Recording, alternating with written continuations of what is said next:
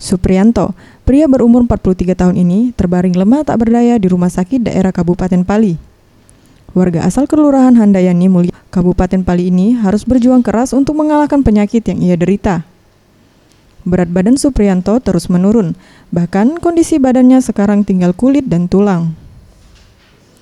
Supriyanto menderita sakit di bagian tenggorokannya, sehingga ia susah untuk makan dan minum.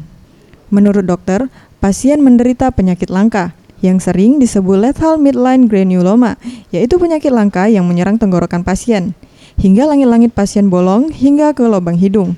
Penyerangan virus penyakit ini juga sangat ganas.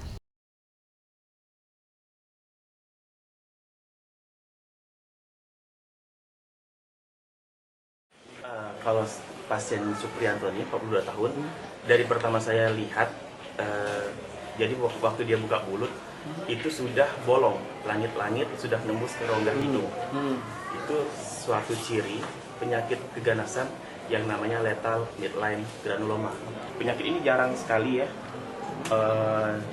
Kalau perbandingannya dari penelitian 10 banding 1 juta untuk kejadiannya. Artinya ini termasuk penyakit langka bagaimana nih Pak? Penyakit langka. Tapi dari kita, insya Allah dari PMK Pali, ini akan kita rawat dengan Ibu Fitri sebagai Direktur Rumah Sakit Umum. Hingga kini, kondisi pasien masih sangat lemah. Dan untuk proses penyembuhan, pihak Rumah Sakit RSUD Pali akan melakukan kemoradiasi ke pasien. Dan pasien akan segera dirujuk ke Rumah Sakit Provinsi Sumatera Selatan. Tim Liputan Sriwijaya TV.